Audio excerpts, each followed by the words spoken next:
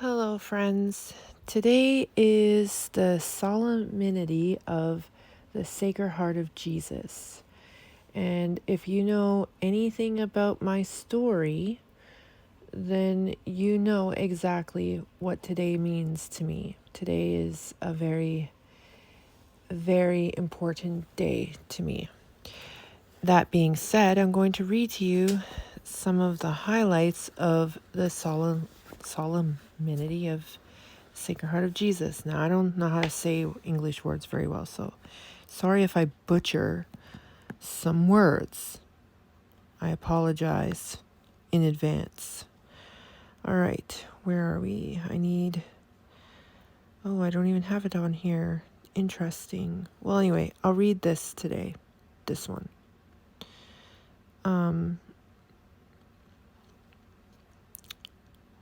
Prayers for June 16th, the Sacred Heart of Jesus. We're going to do about today. Friday after the second Sunday after Pentecost, the most Sacred Heart of Jesus. Solemnity. An unending spring of life, giving hope to every person, has streamed precisely from the heart of God's Son, who died on the cross, from the heart of Christ crucified. From the heart of Christ crucified is born the new humanity redeemed from sin. The man of the year 2000 needs Christ's heart to know God and to know himself. Love you, baby. He needs it to build the civilization of love. Today is the solemnity of the most Sacred Heart of Jesus. The feast dates back to the 11th century, but prior to the 17th century, the devotion was embraced mainly by mystics such as Saint Bernard of Clairvaux and Gertrude of Helfta. In 1673, Margaret Mary Alacoque received a vision of Jesus' compassionate heart, pierced by the sins of the world, which gave impetus to the devotion. In 1899, Pope Leo something, I don't know Roman numerics, consecrated humanity to the Sacred Heart of Jesus. He explained the Sacred Heart as both a symbol and living image of the infinite love of Christ. Along with that, there are many prayers for today. And one of the things that is happening around the whole entire country today as well is a celebration of sin. Today and this month has been nothing but a celebration of sin. And I thought it would be fitting for such a day as to celebrate it by making aware and known people's sin. And I know that people have their own opinions about the things that I do and say and write and whatever. But I have been off of social media, Facebook and Instagram now for 3 or so months. Quite a while. Basically since a week after my baptism. So I don't know how long that's been. I was baptized on April 8th, and a week later I stopped going on social media.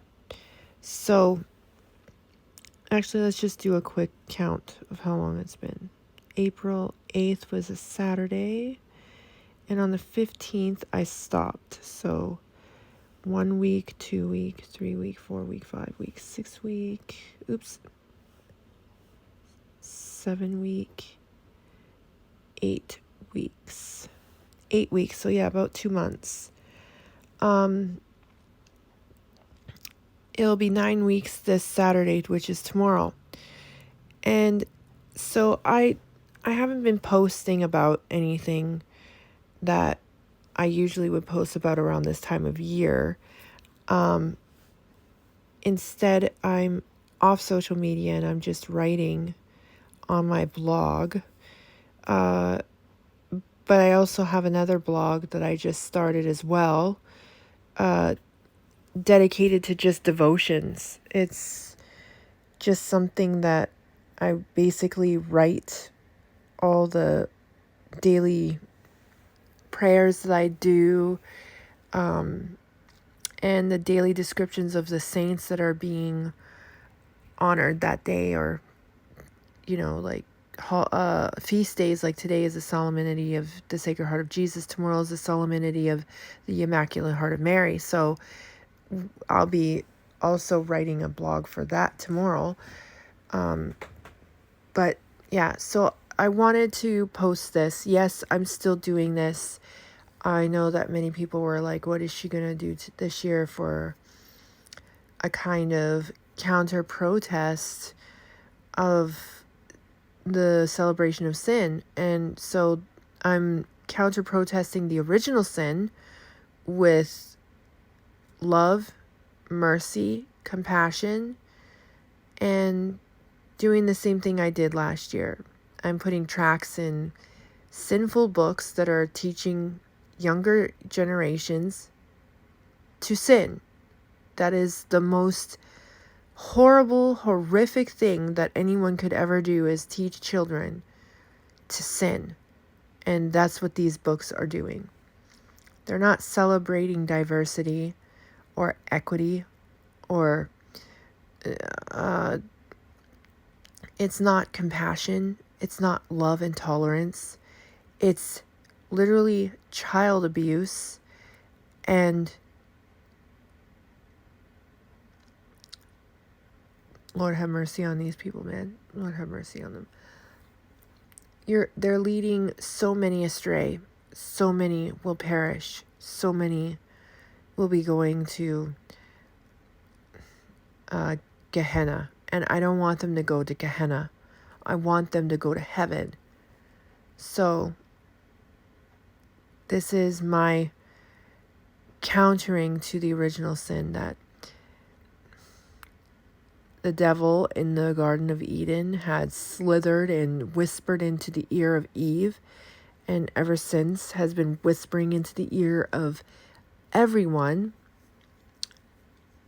descendants of Eve and Adam, and some of them heed his whispers and have their ears tickled and just do whatever they want to do, thinking that there's no consequences.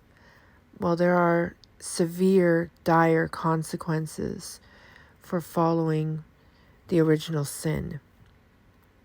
And today, as everyone is probably going to be out at these original sin parades, I will be at home praying the rosary for each and every one of them.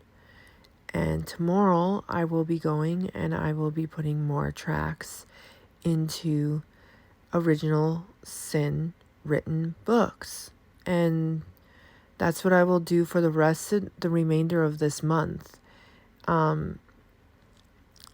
Every chance I get, I will be going out and doing this.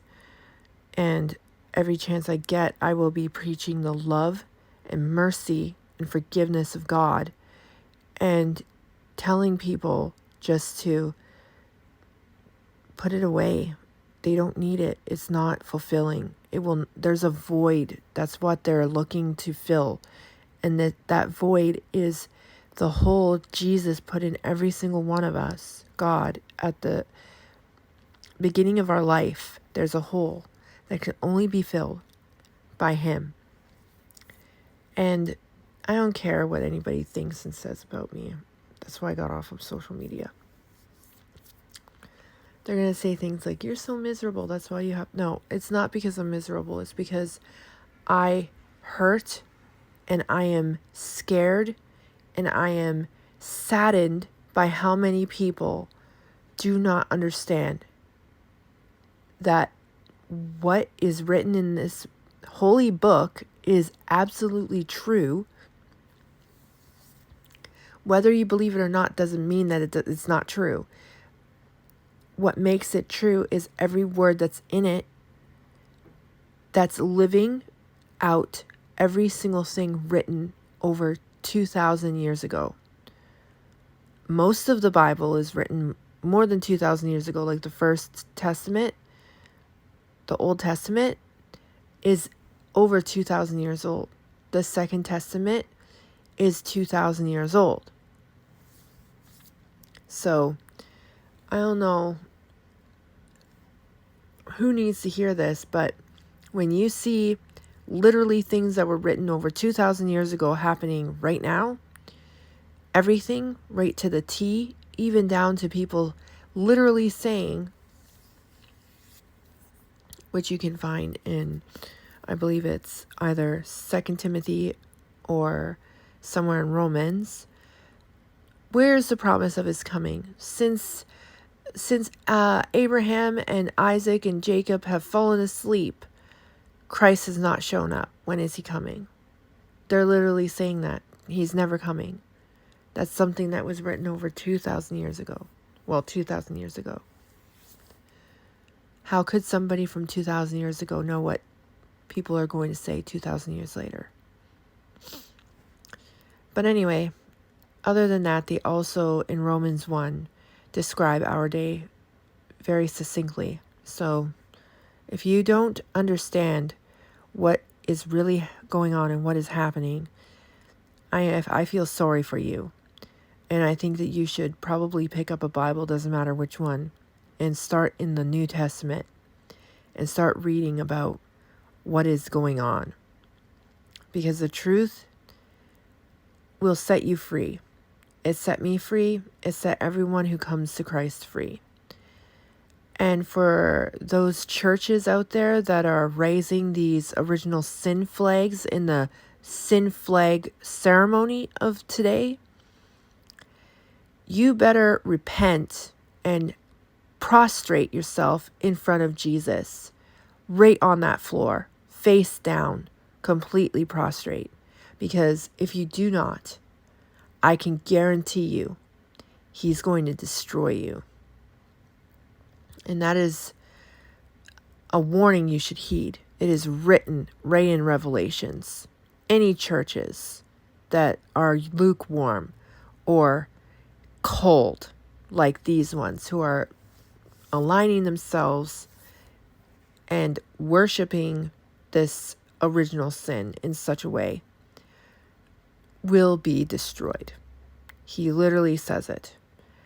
And I don't want those pastors, those priests, those bishops, those cardinals, those vicars of Christ that are here on earth supposed to be leading the flock, perishing and going into eternal separation from God. Torment. Gehenna. I don't want them to go there. And so I'm hoping that if they come across this video, they heed this warning because they know it's true. It's written. Other than that, I thought that this was a good way of celebrating the solemnity of the Sacred Heart of Jesus. And I'll leave you with a beautiful song. That's, of course, going to be in Japanese because that's the way I roll these days.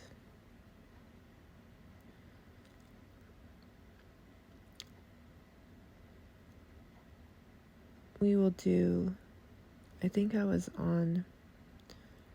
this one. New Advil Plus acetaminophen fights pain 2 ways by combining 2 trusted pain relievers.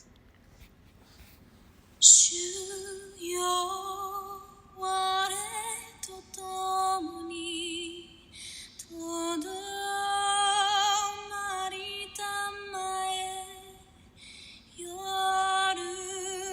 は近づきて闇迫りぬ我が心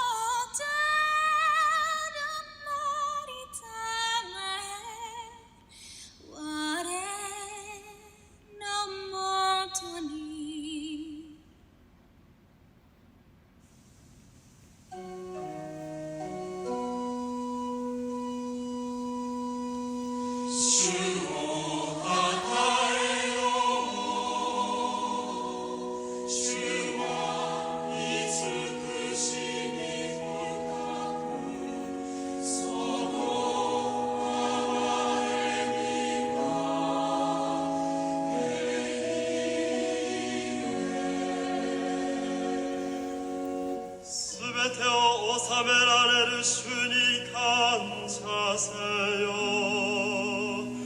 神にのみ不思議に満ちた偉大な技。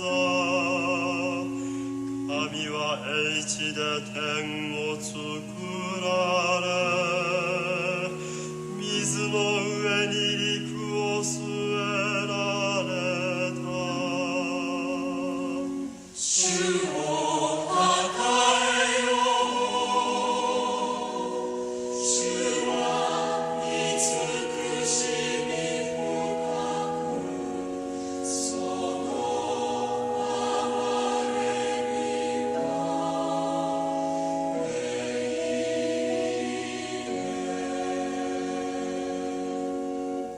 民を率いてあれの導かれ、蔑まれた私たちを心に留められた。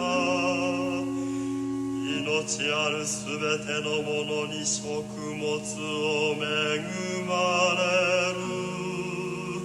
すべてを超える神に感謝せよ。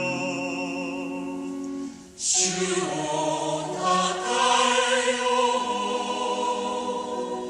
主は慈しみ深く、その憐れみ